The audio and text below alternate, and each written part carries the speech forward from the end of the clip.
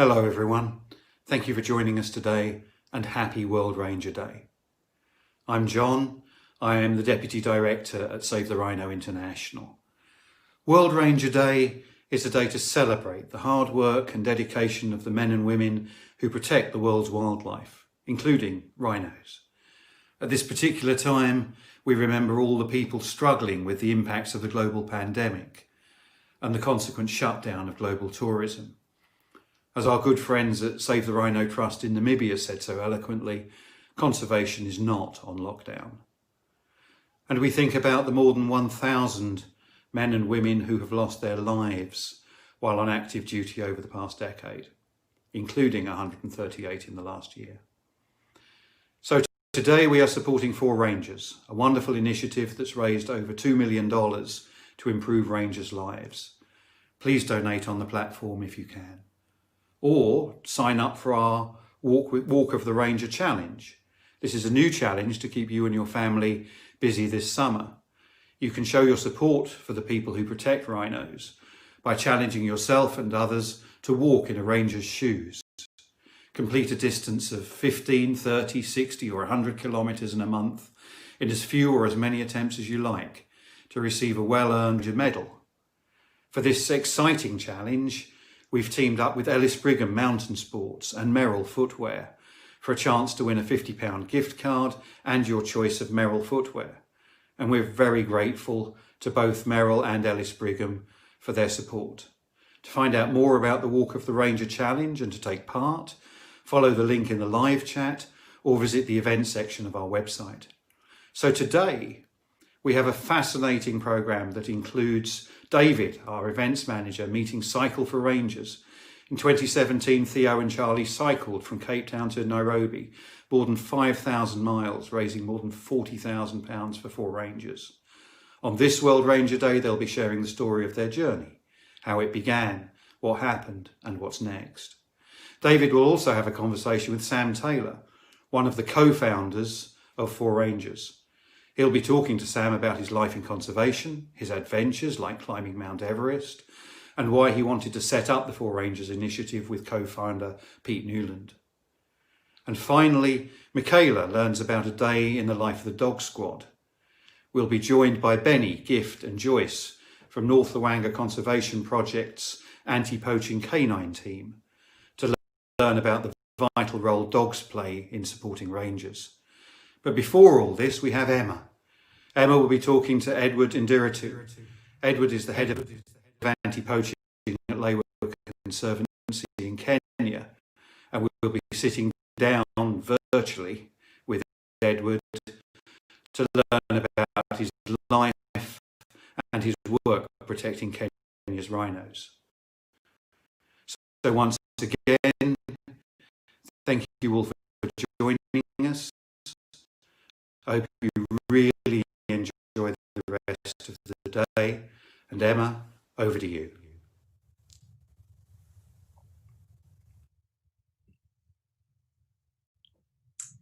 Hi everyone, happy World Ranger Day. It's great to have you with us. Thank you very much for joining us for our first event of the day. My name is Emma Pereira. I'm the Communications Manager at Save the Rhino International. And today we're going to be talking to Edward Ndiritu, Head of the Anti-Poaching Unit at Lewa Wildlife Conservancy in Kenya. Just before we introduce Edward to you, a couple of things to note. So first of all, as always, we love to hear from you. Do pop a comment or a question in the chat on whichever platform you're watching from. It might just be beside or below the video, and you may need to log in to do that. So please do, if you would like to feed into our comments and questions, and we'll try and get those to Edward. Don't worry if not, that's all good. We're going to also go into a little bit of background on Lewa before we get going. So Lewa originally was actually a ranch. It had cattle on it, and it was not about conserving wildlife many years ago. Since the 1960s, though, it has evolved into a wildlife haven, now supporting some incredible populations of endangered wildlife, including black and white rhino. And obviously those are the species that we at Save the Rhino are most interested in, but there are many other animals at Lewa, and the rangers do a fantastic job of protecting each and every one. So we're going to talk to Edward very soon, and he's going to be talking to us all about his life as a ranger, what motivates him each day, and a little bit of background into why he became a ranger in the first place. Before we do, though, we're going to come into a short video from Lewa itself, hearing from John Palmieri, head of Lewa's General Security.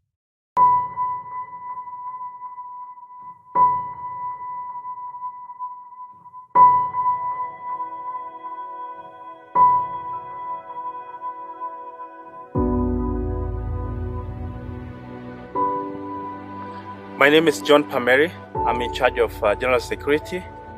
I've been working here for the last 25 years.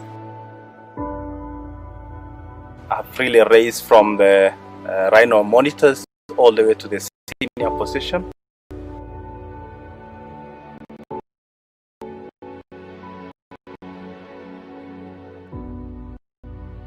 We have more than 200 rhinos in Lewa and Borana landscape, both black and white.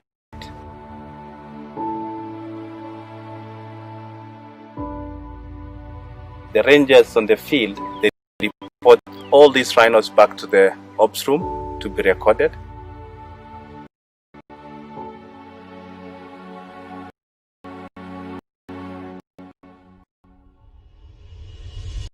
Across the board, Lewa has 150 rangers.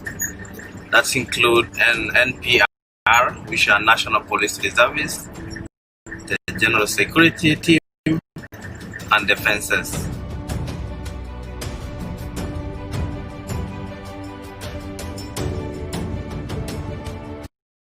We have put our rangers in strategic areas across Lewa.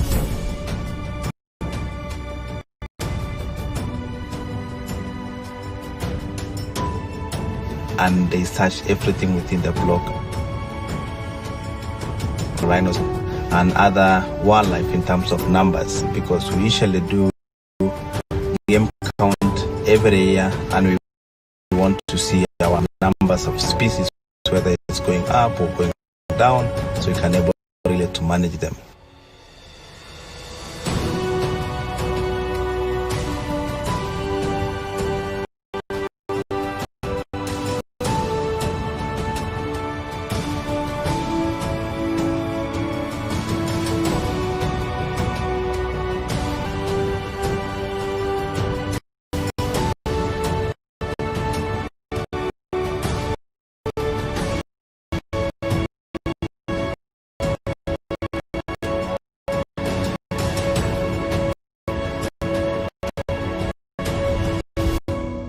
Anything that really they see out there, they report back to the headquarters.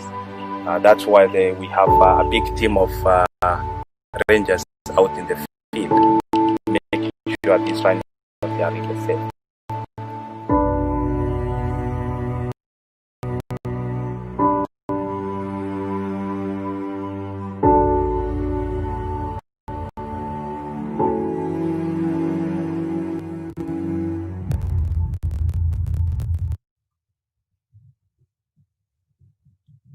Hello again, everybody. That was a wonderful video to share just the incredible landscape that Lewa has to look after and all of the wonderful wildlife within it.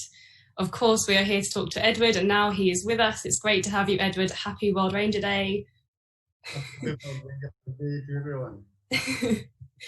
So, Edward, just a bit of background for our audience. Edward is head of the anti-poaching unit at Lewa Conservancy, and he's been at Lewa since 1996, originally starting as a rhino monitor. So you'll have seen in the video just now a number of different roles that rangers play throughout Lewa's processes and every single day.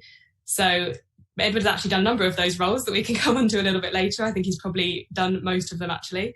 But aside from his day job of actually protecting every bit of Lewa's wildlife, he's also a keen runner, recently completed the Lewa Marathon, and is doing some pretty speedy treks up Mount Kenya. So again, we can come on to that later, but Edward is a speedy trekker as well. Thank you. Edward, if you wouldn't mind giving us a little bit of background, I'm sure that our audience would love to know why you were interested in wildlife in the first place and what started that for you at a young age. So I know you grew up about an hour and a half, I think, away from Lewa. How did you see wildlife growing up? Was it a passion for you then, or is it something that came later in your life? A very just day to everyone again. I grew up in the slope of Mount Kenya, as Emma said, an hour and a half from here, from Lewa. And as I was a small kid, as I was going to school, I started the passion of wildlife because, where I lived and where I was going to school, it was about 45 minutes. As we were walking with other children, we could see elephants, we could see buffalo from a distance. And, in the slope of Mount Kenya, and where I live, there used to be a corridor in between Mount Kenya and Aberdares, where wildlife could migrate from Mount Kenya to Aberdares.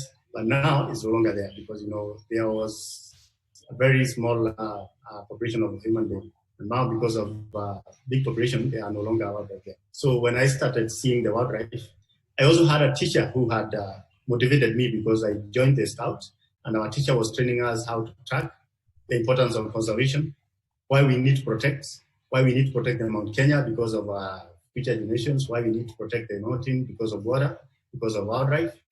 And that's where I got my passion because, he was taking us to the bush, to the forest, and showing us how we should track people, if people are lost in the bush, why we should conserve the wildlife.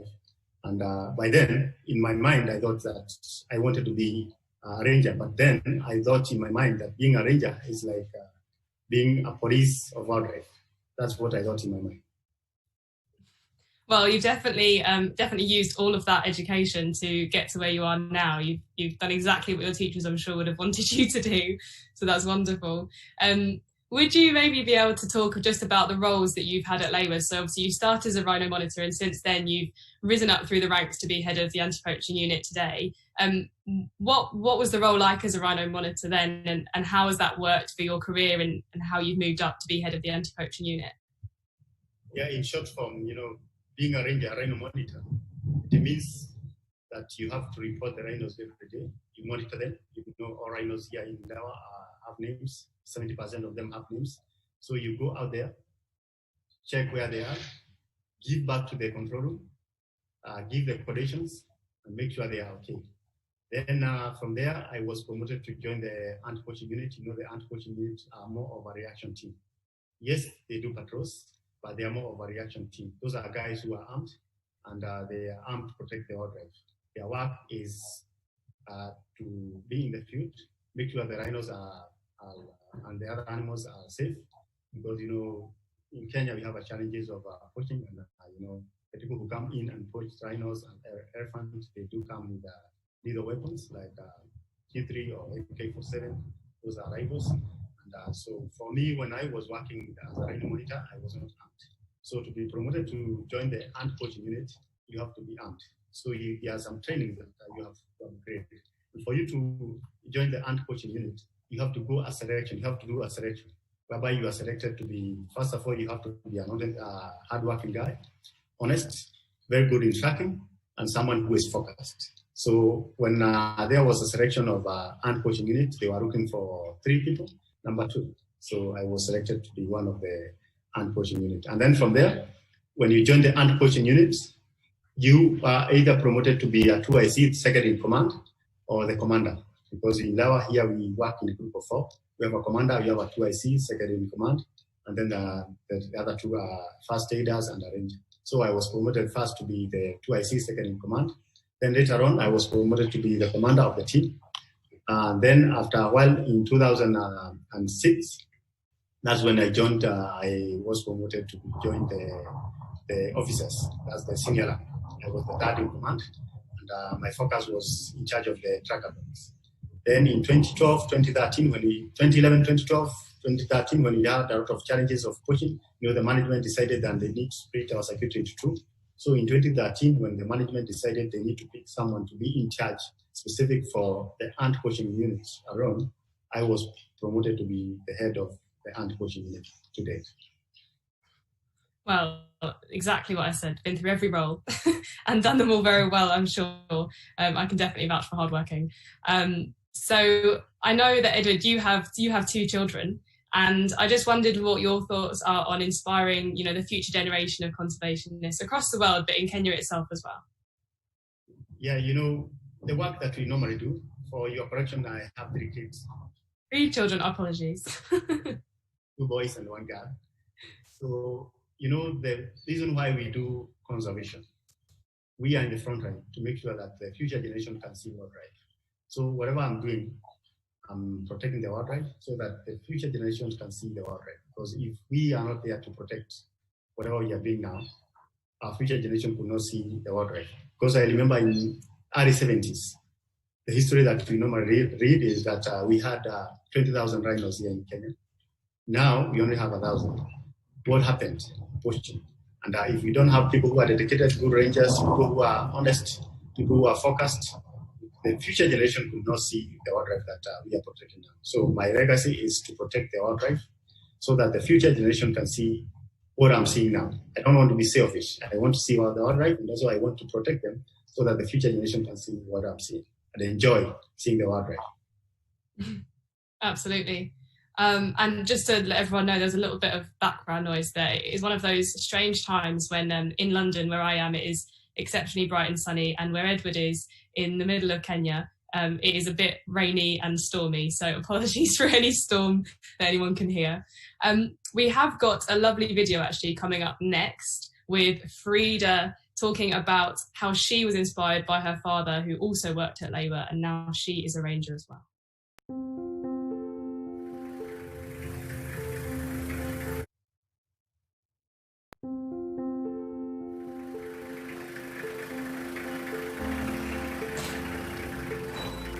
My name is Frida Kinyanjui. I've been working in Lewa Conservancy for the past 2 years, and I'm proud to work here as a ranger. My dad is my hero today because he inspired me a lot in conservation.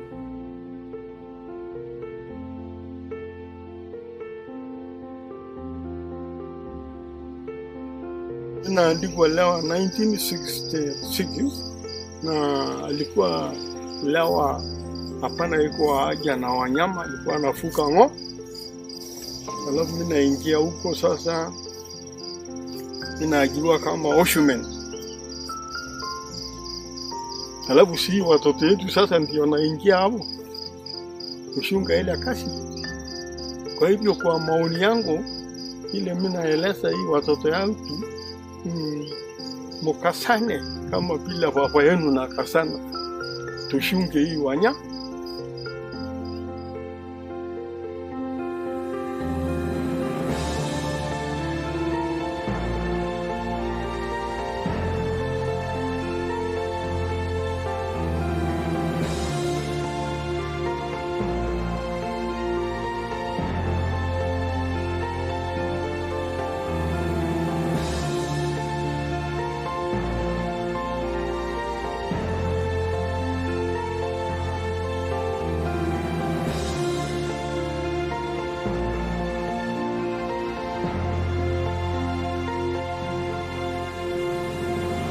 I would like to grow my career, and the next years I'd like to follow the footsteps of my dad, so maybe to become a head of security as a young woman.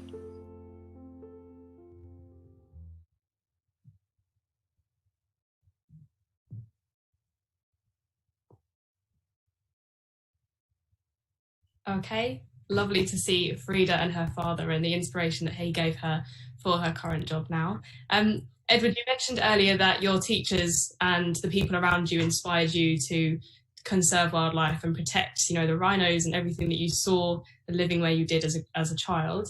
I know that Lewa does a lot of work with communities as well. Could you share a bit of that about how Lewa supports local communities, and also as rangers, how you guys don't just support the wildlife within your boundaries, but you also work with communities outside of them? I'm very proud to work in Lewa, and also I'm very happy to work with the community because the work that we do here in Lewa, other than protecting the endangered animals, wildlife, and protecting the environment, we support the neighboring community. We have a few programs whereby we have community programs whereby people are supported to do their farming. We have education program whereby the school kids are supported to be educated, because we have very unfortunate kids who are out there. They are bright, they want to go to school, but they don't have money to go to school. They are supported by Lewa. We also have clinics, whereby healthcare, whereby we have clinics whereby people are supported. They have a challenge of maybe someone is sick, they are supported by Lewa. And then we have microcredit programs whereby women's, in Africa, people think that women are neglected. And, we have a microcredit where they can borrow money, they can start businesses, they can earn their living. And also in our departments, I can say 80% of what we normally do in terms of follow-up, it is not inside Lewa, it's non-conservation related incidences. Because, also here in Lewa, we, the anti-poaching unit, we are also National Police Reservists. That does not mean that we are employed by the police, but we have the powers. We are seconded by the government to have status. And by having the status, we support the neighboring community whenever they have a challenge, be it insecurity, robbery, road banditry, stock theft, because in Kenya we have a challenges of stock theft, road banditry, any robbery. And because of the assets that we have like dogs, we go out there, support the neighboring community. Whenever there is a challenge, maybe a house has been broken, we track, we arrest. And because of the powers that we have from the National Police Service, we are mandated to even prosecute. So we take people to court, and when they get conviction, the community feels us a part of them. Because, whatever we are doing as rangers, Lewa does conservation as a platform to support the neighboring community in livelihood, be it healthcare, be it education, be it supporting them in their project. So you can see the connection between us and the community, because, whenever we are supporting the community, and the people who are doing the poaching, they are not desperate people in the community. This is done by people who are organized, they are criminal, they are syndicates. So by us supporting the community, whenever the community see any potential poacher or someone who is planning to come and poach here, they give us information before it happens, because it's very important for us to deal with the poaching before it happens. Because, if we just sit inside Lewa, wherever we are protecting the wildlife, and then we wait until the poacher gets in and poach a rhino, and then we track, arrest him, the animal have already died. But whenever we get the report before it happens, it's very, very important, because we arrest people before they do an action. Absolutely. Go on, continue. So in short, that's what we do. There's a huge amount there, but I'm sure, definitely interesting for me, and I'm sure our audience, that a lot of what you do isn't just for wildlife inside Lewa. It's actually so much of it is based within the community and supporting the people that aren't inside Lewa, but they need to have access to education and healthcare, as you said, and that it's such an important part of your role. I wondered if there are different things that you do within the community. How do you think that impacts those people to support wildlife in the future? Yeah, Lewa, as I have said, Lewa is a catalyst of conservation, and we use conservation as a platform to support the neighboring community. When we are supporting with education, we are empowering people. Yeah. We are educating people. And when we are supporting the neighboring community in their projects, whatever they are doing in their project, we are showing them that they see tangible benefit of conservation. The most important thing is the community, the people who are out there, they don't see the value of wildlife. But when you go out there, you educate people. When you go out there, you make sure that their livelihood is supported. When you go out there, you support them whenever they are in need, when they have a challenge of insecurity. They feel that conservation is connected to livelihood. Because, in the past, what people thought that, you can protect wildlife without supporting the neighboring community or without involving the community, that was the old class. But now, as whatever Lewa is doing to support the neighboring community, we are seeing a lot of benefits. Because also in Kenya, 70% of the wildlife is not in the park. They are outside in the community. They are out in the community. And if you don't involve the community to do the protection or the conservation, you cannot win this war. So whatever Lewa is doing to protect the community, to support the community see direct benefit of conservation.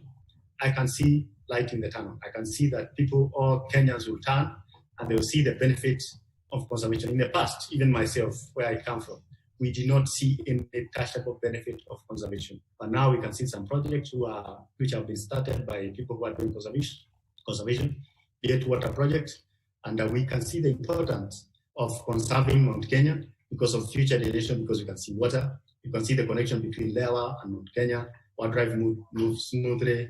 But in the past there was a lot of human wildlife conflict because people did not understand the importance of conservation. Absolutely, and as I said, you play a critical role in ensuring that more people know about those connections and are benefited by them. So it's incredible. We're going to come on now to talk about what you do in each day and a life in the day of Edward. But just before that, we've got another video, this time from Mecca, a rhino monitor at Lewa, and he's talking a little bit about what he does every day.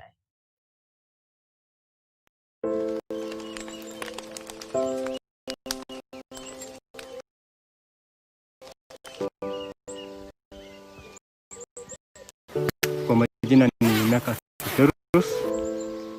niko na miaka 5 Lewa tangu niajiriwe, na kazi yangu ni kazi ya rhino monitor.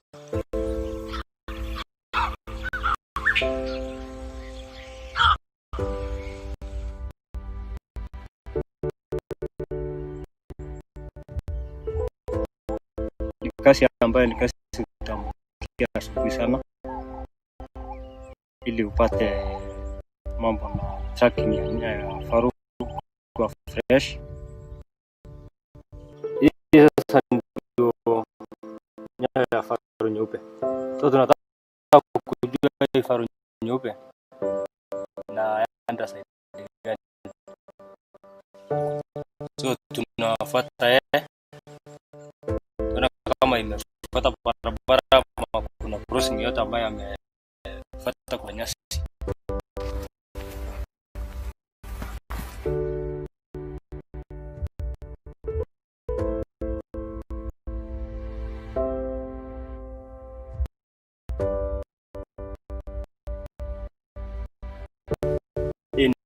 Ni ndovu mbogo ambayo wanajikarusa naye.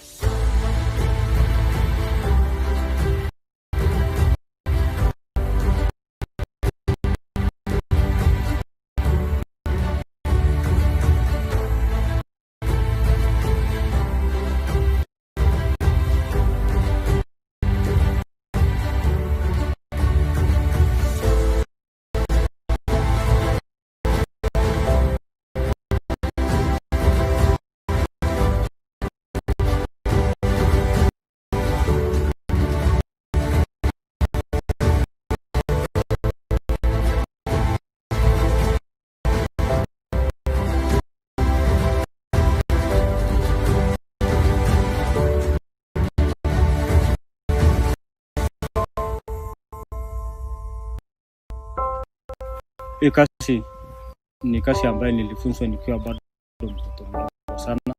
Ilikuwa nimefunzwa na baba wangu. Kazi ambayo naipenda. Kazi ambayo naifurahia hata nikifanya. Sio kazi ambayo inasukumiwa, ni kazi ambayo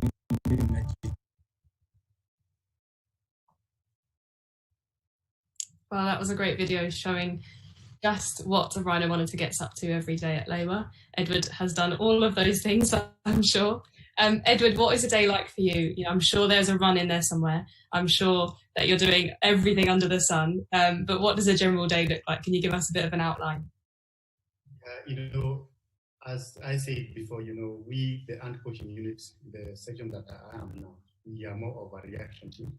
And what I mean by more of a reaction team, I've said 80% of what we do is conservation related incidences in terms of follow-up. And we get like 3 calls in a week to go and assist the neighboring community because of the assets that we have, like dogs.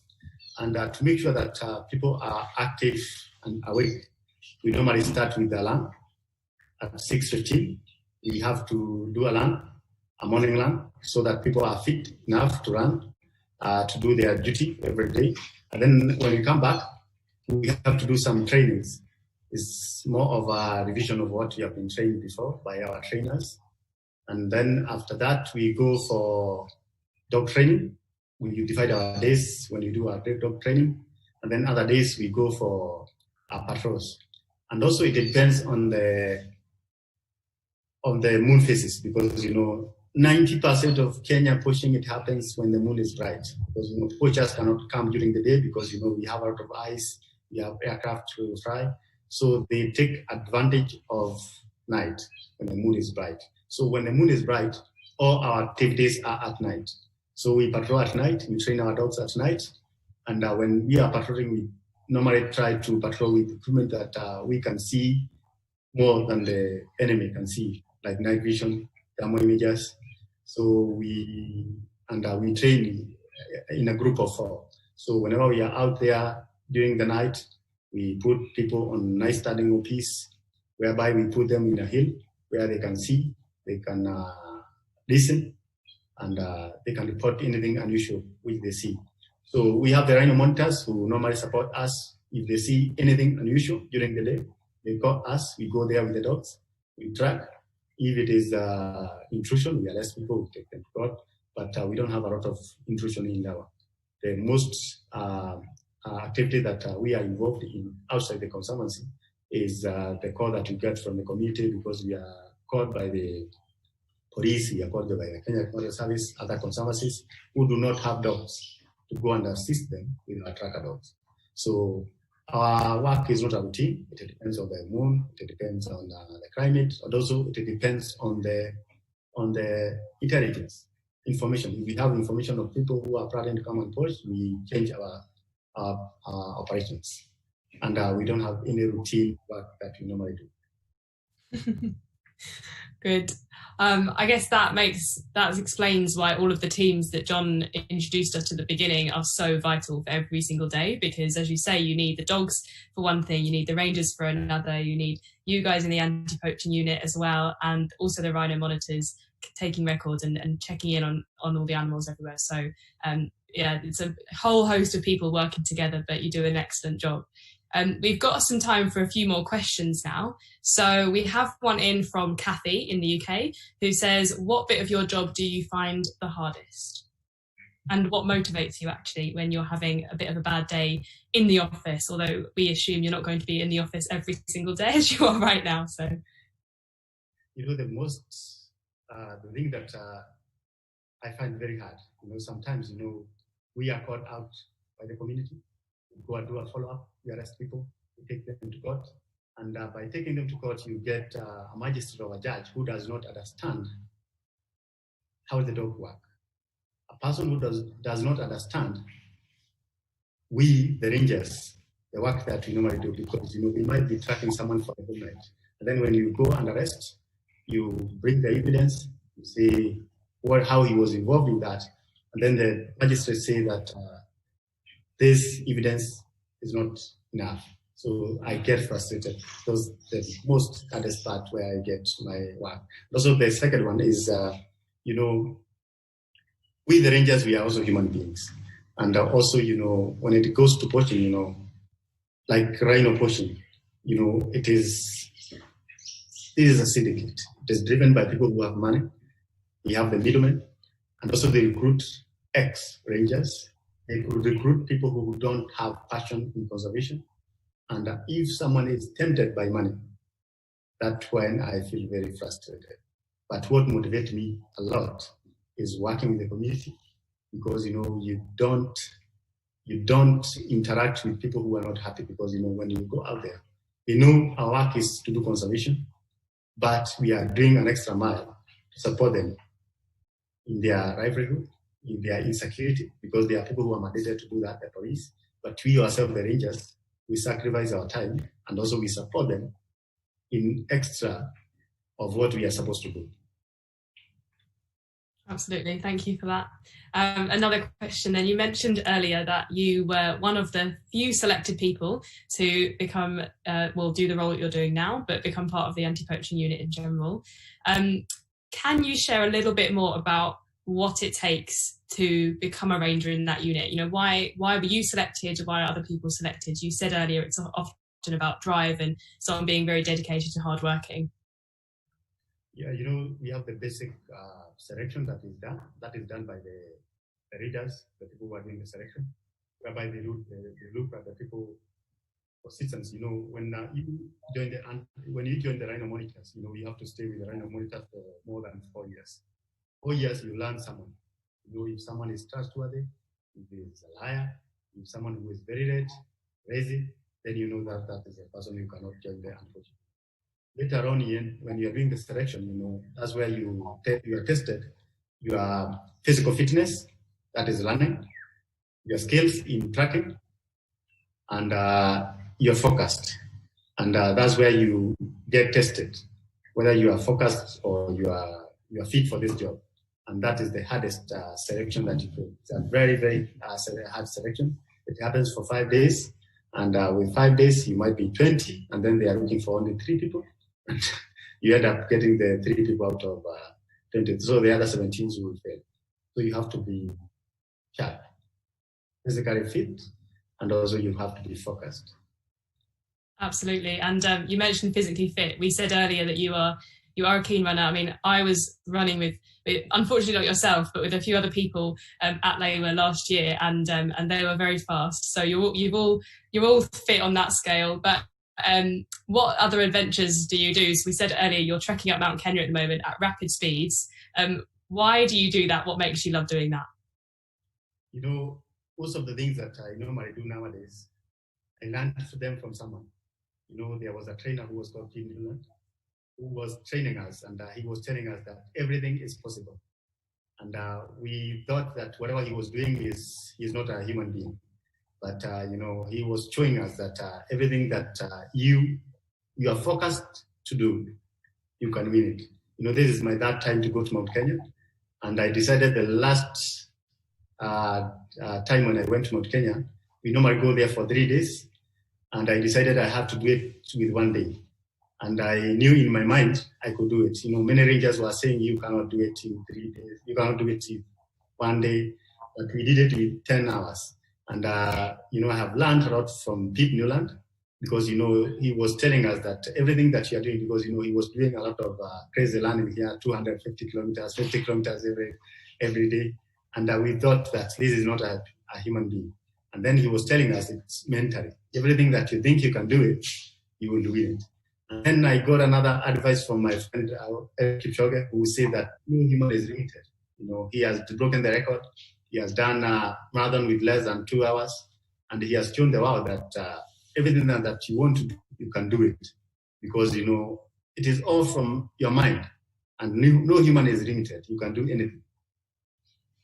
Well, I think you've got 2 very inspirational people to look up to then to get all of that speed going. For those of you that don't know Pete, he's one of the co-founders of 4 Rangers, and we're talking to Sam, the other co-founder, just a bit later on today. So you can watch that interview, I think, at 5:30. So you'll hear more about what they do at 4 Rangers. But yes, he's an incredible human being. Well, Edward, we have time for one final question, and that is, what do you love most about your job? And I would love to know that, as I'm sure everyone else would. What I love most is because, you know, by conserving wildlife and protecting the wildlife, you know, you are doing that not for yourself, you are doing that for future generation. You know, a ranger is not someone who wants a lot of money. A ranger is someone who has passion, is a person who has given up his life to protect the endangered animals because of future generation. So I love what I do because, you know, I do it because of future generation. Because people will see what I have done in the future. Absolutely. Well, that is a brilliant note to end on. Thank you so much for being with us today, Edward. Happy World Ranger Day to you and everyone at Lewa. I'm sure we'll speak again soon. Thank you very much. And also, maybe before I end up, I would like to say thank you very much to all those people who support us. You know, we ourselves, the Rangers, we are in the front line, but we cannot do whatever we are doing without the support. People like you, whatever you are putting now, people to know what we normally do, we cannot achieve whatever we are doing without your support. So everyone who is supporting us is also a ranger. So you are also a ranger. You are putting your life in the front line because, you know, we ourselves, we have the people who are behind the scene, like you, like Beatrice. We cannot achieve this without your support. People like Save the Rhino, people who like for Rangers, people who support us, among others. We cannot do whatever we are doing without their support. So whatever we are achieving because of their support. So thank you very much for whoever who is supporting us. Thank you, Edward. Thank you. Okay, and thank you so much, everyone that has joined us for that talk. I hope you enjoyed it just as much as I did. It's always wonderful to chat to Edward and anyone that's working on the front line. Of course, we have other events going on throughout today to celebrate World Ranger Day, so do keep an eye on your feed, whichever platform you're viewing this from, and you'll see other talks popping up throughout the day. You can check the timings of those online on our website and on our social media channels. And if you would like to support Edward and other rangers just like him, then there are 2 ways you can do that today. So first of all donations today are going to 4 Rangers, an initiative that is improving rangers' lives across the world. And you'll hear, as I mentioned earlier, a little bit more about that today with Sam's interview later on. But if you want to do a little bit more of a challenge and, take a walk in Edward's shoes, maybe not trekking up Mount Kenya, but taking on your own distance, then throughout the month of August, we're doing our Walk of the Ranger Challenge, and you can walk, run or cycle varying distances to raise vital funds for Edward and other rangers just like him and the rhinos that they protect. Thank you so much, everybody. We will see you very soon.